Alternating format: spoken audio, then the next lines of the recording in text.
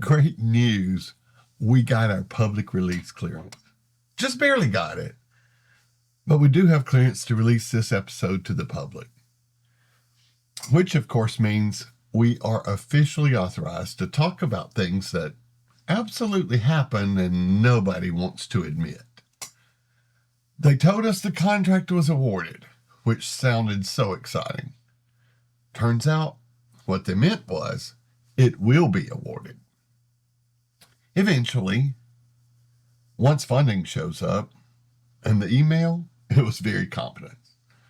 The money, still hypothetical. We're still waiting. Welcome to the GovCon show. This broadcast has been cleared for public release, but just barely. Broadcasting from deep inside the Federal Acquisition Labyrinth, this is the GovCon show. This show is for acquisition pros, wannabe pros, and procurement insiders who need a place to unpack the chaos.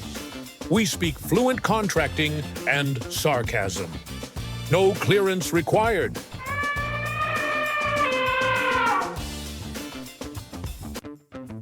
This is the GovCon show. And away we go! Welcome back to the GovCon show, where the Federal Acquisition Regulation meets the real world. And sometimes it makes no sense. I'm Tim Magnuson, and today we're doing 10. We're talking about the top 10 moments where you stop, you look around, and you think, this cannot possibly be real. Oh, but it is. And the worst part? Everyone in the room knows it. So today, we're saying it out loud. Let's get into it. Now, before we start, this isn't about complaining. That's not what we're doing. This is about recognizing reality. Because once you see these patterns, you can actually survive them. You stop being surprised by them and start managing them. All right, let's start with number 10. Number 10, contracts will catch it. This one sets the tone. Don't worry, contracts will catch it. This one tells you everything about how the next few weeks are going to go. Ah, yeah, the safety net. Don't worry, contracts will catch it. Except we're not the safety net. We're part of the system. And when everything relies on contracts to catch it, that means the system has already failed. I totally agree that it sounds harmless. It even kind of lauds praise on our innate abilities. Contracts will catch it. Some even make it sound like a true compliment, but it's not. We all know it's not a compliment. We all know it's not a nod to our technical skill set. Because what that really means is we're going to move forward without alignment, without clarity, and without structure, and without discipline. And we're going to rely on one function to fix it later. Now think about how backwards that really and truly is. Contracts are supposed to be a part of the process early, helping shape those decisions, define the structure, identify the risk. But when the mindset becomes contracts will catch it, what you've really done is turn contracts into a quality control function instead of decision support. Contracts is not quality control. We're not the final inspection. We're supposed to be a part of the process early. But when we're brought in late and we're reviewing decisions, or we're not reviewing those decisions, what we're doing is we're reconstructing them. So now what happens? The program team moves fast, the technical team builds something, and finance is off track in numbers. And nobody's looking at the full picture until it lands on your desk. And now you're not reviewing a clean package. You're trying to reverse engineer what was said, what was agreed to, what was assumed, what was meant by what was said, what actually happened, and how all of that connects to something that actually exists in writing. And then inevitably, something slips through because the system wasn't built to catch it, and the same people who said contracts will catch it now say, well, why didn't you catch it, contracts? And the answer is because you didn't build a system. You built a safety net. Here's the truth. If contracts is your last line of defense, you've already lost control of the process. And once that mindset exists, everything downstream starts to move faster. Everything downstream starts to break harder and get worse. And when you hear contracts will catch it, you know you're not preventing risk, you're inheriting it. Coming in on my list in the number 9 slot is the famous last-minute fire drill. Raise your hand if just this week some proposal manager, maybe even a program manager, looked to you and said, I need this ASAP. When you hear or read, I need this ASAP, I know what you're thinking, because all of us have the same reaction. Of course you do. Sure you do. Because someone else's delay just became your emergency. You open the request and within seconds you can see it. The scope is incomplete, terms and conditions are unclear, half the inputs are missing, but somehow the expectation is immediate turnaround on your behalf. Should only take a few minutes, they say. No, it won't. But the expectation is an immediate turnaround. Urgency without preparation equals chaos. Here's the problem. Contracts work doesn't compress like that. You're not just typing a quick draft. You're analyzing, you're evaluating risk, you're aligning objections, you're making decisions that will live for years. And all of that takes time. And now you're doing it under an artificial urgency and pressure from your own team. And let's be honest, urgency is often used to bypass processes or to bypass thinking. Because if something feels urgent enough, people stop asking questions. And that's when the mistakes get locked in. Not because people don't care, but because they're moving faster than the system can support. So the old tale still remains true. If everything is truly urgent, nothing gets reviewed properly. So here's the truth. Urgency doesn't make something simple. It just makes mistakes happen faster. Now let's move into something more subtle. Something that looks small but causes big problems. But this one doesn't blow up immediately. It creeps in. Creeps in at number 8.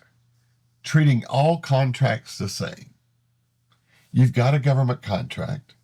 You've got a commercial subcontract. And someone says, well, let's just use the same approach.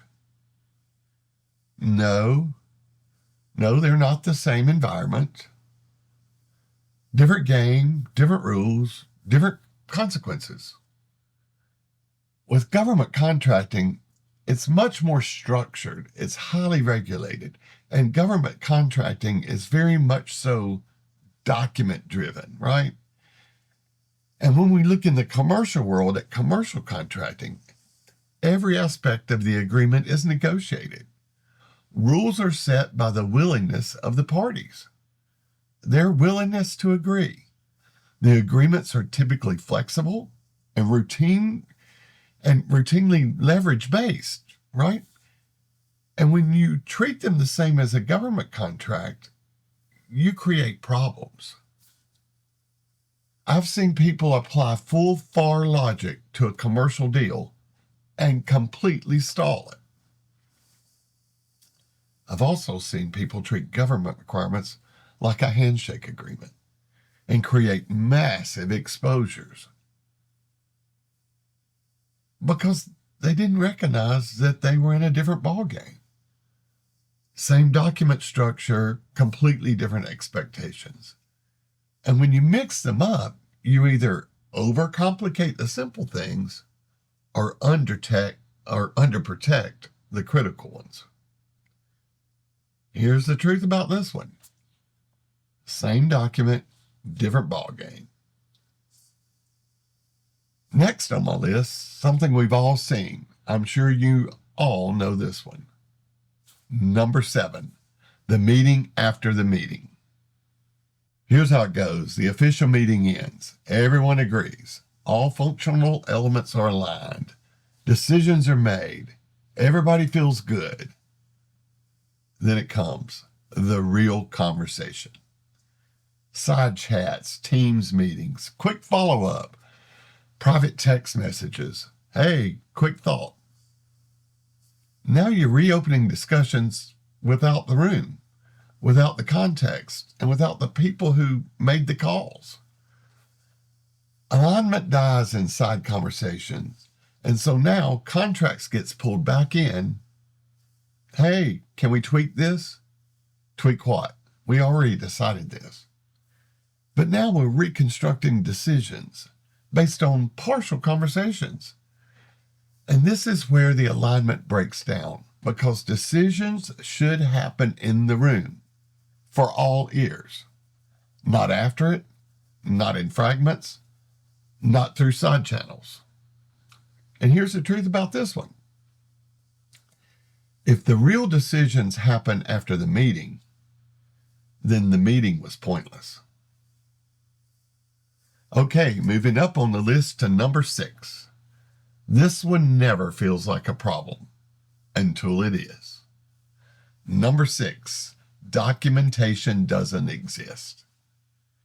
Everything made sense at the time.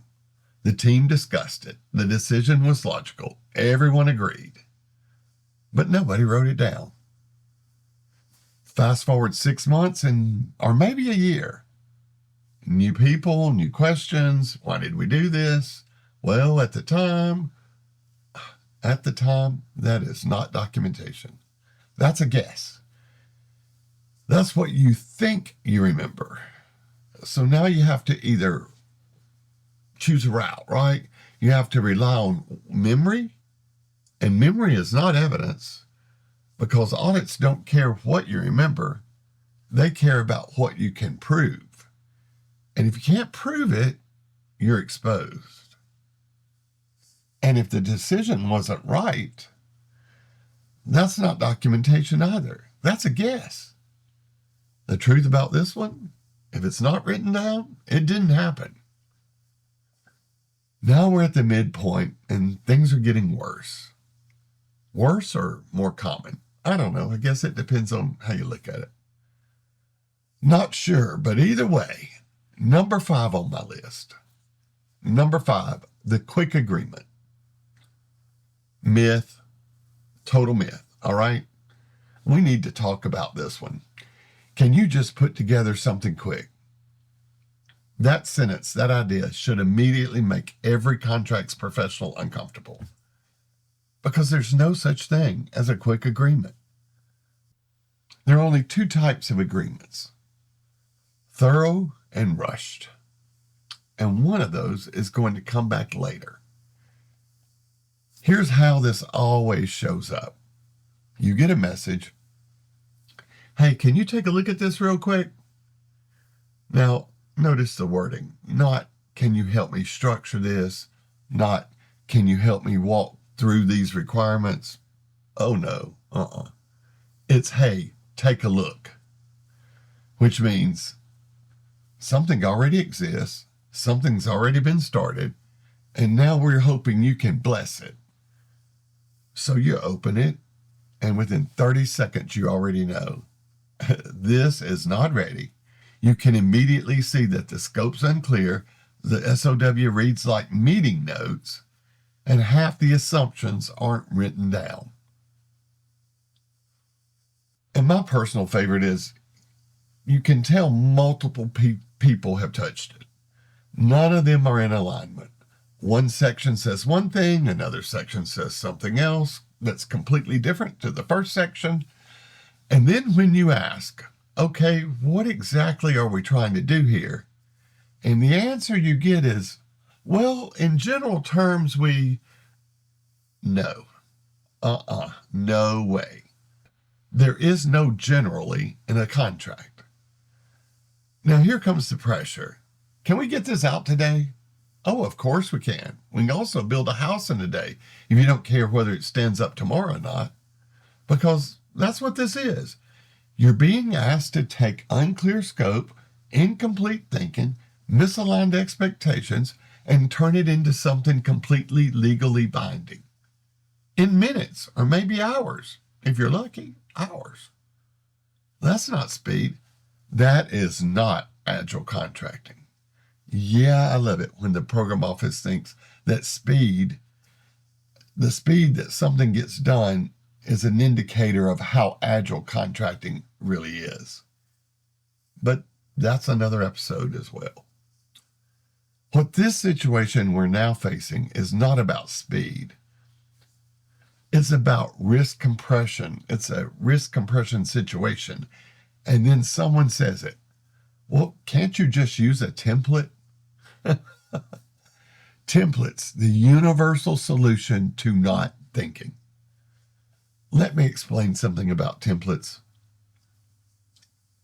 Templates assume that you know what you're doing.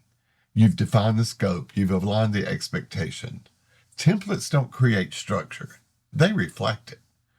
So when you take a bad input and drop it into a clean template, you don't fix the problem. You just made it look more official. Now, instead of a messy idea, you have a polished problem. Let's be honest about what's happening here. This isn't about efficiency. This is about we didn't plan early enough. We didn't involve the right people at the right time. And now we're trying to catch up. And contracts becomes the point where all of this shows up all at once. And now you're expected to sort it out, structure it, and make it defensible without slowing down at all, without slowing the program down. And this is the part nobody says out loud, but everybody thinks. You're sitting there going, okay, how do I fix this without blowing it up, without delaying the program, and without owning something that was never mine to begin with? Because that fine line you're walking every time. And here's the part that people miss. These quick agreements, they don't fail immediately. They won't fail this week or next week. They fail later. Later when the scope gets challenged, the performance doesn't match the expectations, or someone finally reads the contract closely. That's when it breaks. And when it breaks, nobody remembers how fast they wanted it done. They only care, why wasn't it done correctly? And I promise you, experience with these situations is invaluable because experienced contracting people learn something over time. Speed is not the goal. Clarity is. Because when you have clarity, things move faster anyway, right? But when you don't have clarity and you're pushing problems forward, that's all you're doing is you're kicking the can down the road. So the next time someone says, can you just make it quick? The real answer is, we can make it fast or we can make it right. But we're not pretending that those are the same thing. The truth?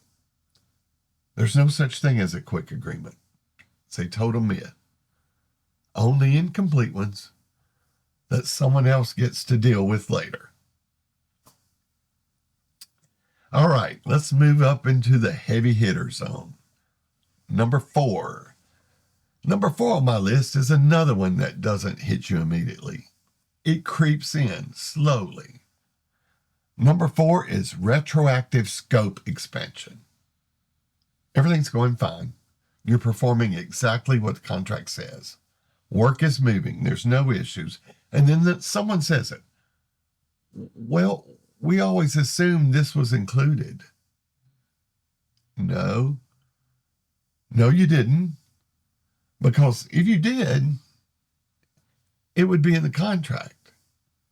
Now, this usually shows up about mid-performance, right? You're already executing, people are comfortable, you've done a few reports, momentum is there, and then a new requirement appears. Not as a formal change, but as an expectation. Well, we thought this was part of it. Now everything shifts. So now you open the scope of work. You read it carefully, line by line. It's not there. It's not even remotely referenced. But now, you're not debating what's written. You're debating what people thought was written. 2 completely different conversations. And this is generally the time the room splits, right? The program team says it's part of the mission. The government says we expected it. And contract says it's not in the agreement. And now you've got a standoff. A standoff between expectation and documentation. And guess who's sitting in the middle? The great contracts guy, right? You are. This is the moment where contract stops being an advisor and becomes a referee. Not of performance, but of assumptions. And assumptions are where contracts go to die. Because assumptions aren't written, aren't aligned, are not enforceable, but they feel real to the people who made them up. So now you've got a decision to make. Do we push back and risk tension? Or do we accept it and absorb the scope creep? Because let's be honest, this is how scope expands. It's not through formal mods, it's through quiet acceptance. One small addition at the time, until suddenly you're doing work that was never priced, never negotiated, and never agreed to. And experienced contracting people recognize this immediately. They slow it down. They bring the conversation back to what's written, what's agreed, and what's defensible. Because if you don't anchor to that, you're negotiating against memory. And memory always wins in the moment, right? But it loses later. So the next time someone says, we assumed that this was included, the real response is, well, let's go to the contract. Because at the end of the day, if it's not written, it's not real. So here's the truth on this one. Nothing is implied in a contract. You guys know that. Okay, so now it's when things start to get really uncomfortable. Because we're going to talk about what happens when the problem starts even earlier. Slipping into my number 3 spot is the proposal solved the wrong problem. You win the contract, everything looks great. Proposal is compliant. Pricing is approved. Everyone is celebrating. And then the kickoff meeting happens. And the government says, well, that's not what we expected. Excuse me? You can feel it in the room every time it happens. That subtle shift. People start flipping through documents, technical volume, scope of work, proposal assumptions. And then it hits. Everyone thought they understood the requirement. But they didn't understand the same version of it. Now you've got a problem because the proposal is compliant, approved, and awarded. And still, it's not aligned with the expectation. Now you're in a very dangerous position. You're performing while figuring out what you're actually supposed to be doing. Let's say that clearly. winning the contract does not mean you solved the right problem. It means you solved a problem, and if that problem doesn't match reality, you're going to feel it immediately. And here's what usually happens next. Someone says, well, we'll figure it out. No, that's not a strategy. That is hope. Because now you're adjusting scope, managing expectations, trying to stay compliant all at the same time. And that's where execution risk explodes, right? And if you've ever been through this, you remember that feeling, that moment where you realize this is not what we thought we wanted. Now you're trying to reconcile proposal language, contract requirements, and real-world expectations without breaking something. And this is where people start to level up a little bit, right? Because you now try to force alignment early. You don't let performance run ahead of clarity, because once you start executing, misalignment becomes very expensive. Because at the end of the day, a perfect proposal means nothing if it's solving the wrong problem. The truth about this one, a compliant proposal doesn't matter if it solves the wrong problem. All right, time for my runner-up. We're getting into the elite level of chaos here, because now we're going to talk about something that's always there. You just didn't know it mattered so much, right? Easily taking my number 2 spot is the clause that changes everything. Every contracts professional knows this moment. Everything's going fine. The deal looks clean. The structure makes sense. Everyone's aligned. And then somebody says, did you see this clause? And just like that, everything changes. It's never during the initial review. It's always later, during execution, during the subcontracting phase probably, or maybe even during performance when someone actually has to apply the contract. And now that clause that nobody thought about suddenly matters. And now you start reading the clause closely, and you realize this isn't small. This affects requirements, reporting, flowdowns, compliance, and possibly everything downstream. And now the conversation starts. Did anyone catch this? Silence. Because yes, someone probably saw it, but nobody connected it to reality. And that's our problem. Contracts aren't hard because of what they say. They're hard because of what they mean in execution. And that's where people get caught. They read the clause, but they don't translate it. And translation is everything. I know you've all seen this. A clause sits quietly in the background until one day it becomes the most important thing in the contract. And now you're reacting. And instead of planning, this is usually where the light bulb goes on. Because at some point, you stop reading clauses at face value and you start asking, what does this actually do? What does it affect in execution? And what happens if we're wrong about this? Because once performance starts, it's too late to reinterpret the clause, because the most dangerous clause is not the one you argue about. It's the one you ignored. The truth about this one, the most dangerous clause in your contract is the clause nobody understood or questioned.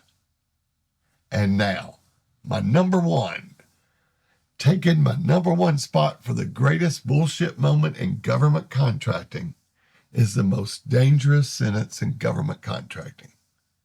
We already told the customer. And the moment you hear that, everything changes. Just like that, your role changes. You're not negotiating, you're recovering. You are now trying to turn promises into something that are defensible. So the next time you hear, we already told the customer, you've got to recognize you are no longer in a normal contracting situation. No matter what you thought, no matter what you understood, things are different now. And until that point, I'll bet you thought you were going to review the requirement. You were going to evaluate the scope, and you were going to structure something that makes sense. You thought it was going to be a process. No. The moment you hear, we already have told the customer, there is no longer a process. This is a recovery effort. How many of you can relate to this? You're sitting in a meeting, the program team is there, maybe BD is in there. Everyone looks a little too calm. And then someone just says, yeah, we told the customer we can handle that. And you can immediately feel it. The moment where your brain goes, wait, what exactly did we commit to? So you start asking questions. Okay, what specifically did we agree to? And the answer is, well, generally speaking, no. We've already discussed this. There is no generally speaking in a contract. So now you start digging. And what you find is the scope isn't defined, the timeline isn't realistic, and the commitment is broader than anything written down. And now you know you've got a real problem because the customer thinks it's real. The program team thinks it's real. But contracts? The contract doesn't say anything of that. So now you're in a position where you either try to align the contract to the promise or walk the promise back. And let me tell you, walking it back, nobody ever wants to do that because it's not just a contracts issue. Now it's a customer expectation, program credibility, executive visibility, and suddenly your role gets really political. So now you're doing that mental calculation. How do I protect the company without blowing this up, without becoming the problem in the room? Because if you push too hard, you're not being supportive of the team. And if you don't push enough, it's just accepted risk that's going to come back later. And the worst part is, you didn't create this situation. You just inherited it. If you've been in this field long enough, you've had these exact moments where you realize you're not negotiating terms. You're trying to turn a conversation into something defensible. And that's difficult to do, and those are not the same thing. So let's be fair. This doesn't happen because people are careless. It happens because program teams are trying to win. BD is trying to move fast. Customers want answers. Contract shows up after the momentum has already started, and now we're trying to apply structure to something that was created without any structure. So what should you do in these situations? Well, if you've been in this business long enough, you learn the hard way. First, you don't panic. You slow it down, just enough to bring clarity back into the situation. You ask better questions, you define the scope, you create alignment, and sometimes you have to say the thing nobody wants to say. We need to reset expectations. Because at the end of the day, a promise is not a contract, and turning one into the other under pressure is one of the hardest things we do in this profession. Here's the truth. That's not a deal. That's damage control. All right. So now we're right back where we started. Awarded, but not funded. A contract exists, but it doesn't. Welcome to government contracting. Okay, before we go, I want to make this very clear. None of this happens because people are bad. It happens because of pressure, speed, complexity. All factors in government contracting that tend to collide with reality. And contract sits right in the middle. That's right, we're right in the middle just trying to make it all make sense. Okay, if you found any value in this, make sure you like, share, and subscribe wherever you get your podcast. And if you'd like more content like this, be sure to visit thegovconshow.com. Until next time, highlight the clause and document the nonsense before someone asks you to explain it. See you next time on the GovCon Show. Don't forget, this episode was approved for public release, but just barely. If today's episode sounded a little too familiar, that's probably a sign. Until next time, keep your files tight, your logic tighter. Remember, if your compliance approach is built on checking boxes, you're building risk. We'll see you next time on the GovCon Show. This broadcast has been cleared for public release, but just barely.